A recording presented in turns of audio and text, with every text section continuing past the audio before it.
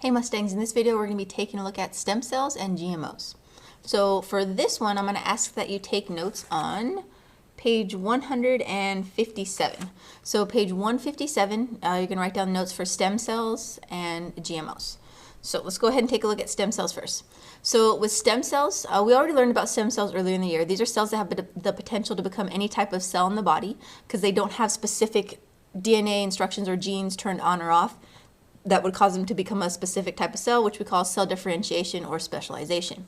So stem cells, the reason why we research these is they have a lot of potential to be helpful in creating new organs, working against paralysis, a whole bunch of stuff. So if we could actually learn how to take a stem cell and change it into a specific type of cell, that's huge. That can do so much for so many people when it comes to diseases and stuff like that.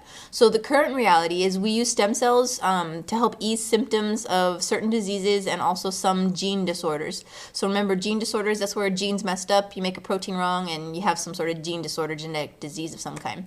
So we've used stem cells to help ease these problems, but we don't have any cures yet. So the future for this is to hopefully be able to actually cure gene disorders, to find a way to manipulate stem cells and get those to replace the ones that have damaged DNA that make the messed up proteins. End paralysis.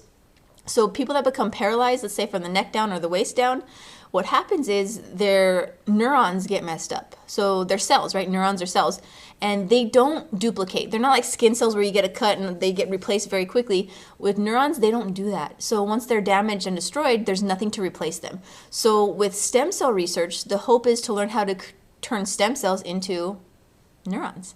And if that's the case, then people who are paralyzed won't be paralyzed anymore because their neurons would actually be replaced with new neurons. So the dead, damaged ones will be replaced with new neurons. And then even regrow limbs. So that's a possibility too. There are some organisms like, let's say, starfish that can actually do this, where we have genes that say how to build an arm, how to build a leg or a foot or a finger, all this stuff.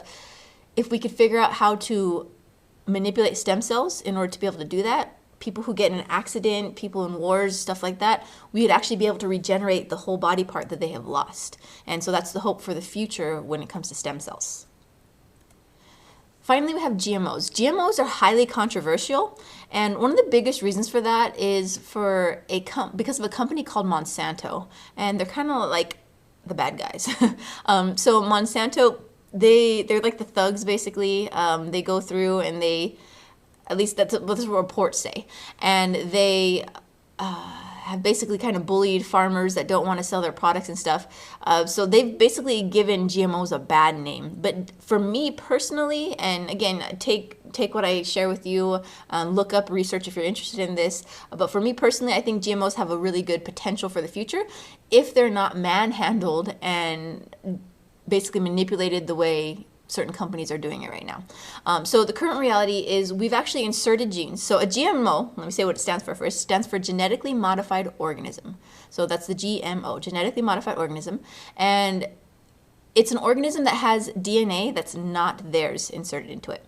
One of the things that we first learned that would be considered a GMO would be anything that glows in the dark, where we took the gene from a jellyfish that has instructions for making proteins that glow in the dark, put it into mice, put it into cats, put it into pigs, and monkeys, and we created these organisms that are GMOs, genetically modified organisms. But we've also done other things with it. That's kind of more of a novelty, nothing that does really anything big or helpful there.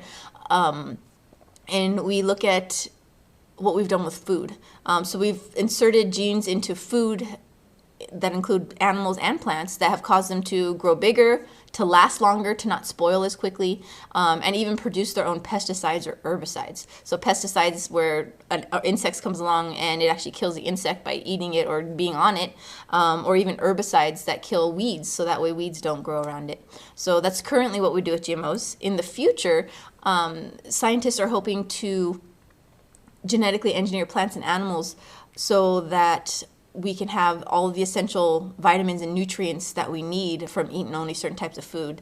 One of them, what a great example is rice. Rice is eaten in a lot of countries, and it's like the staple food, like the main food that most people eat. So the hope is that rice doesn't have a lot of nutrients to it. So the hope is to actually create a GMO rice, a type of rice that actually has essential vitamins and nutrients, so that way people around the world that don't have a lot of money that use rice as their main food source can actually get all the nutrients and vitamins that they need. So the hope basically with this is to kind of end hunger around the world and reduce, loss of life because people don't have the right food or nutrients that they're getting from what they're eating. And arguments against it are the way companies are, the mistrust, what if those herbicides or pesticides hurt humans, so all these different things. So things to consider and think about when you think about GMOs.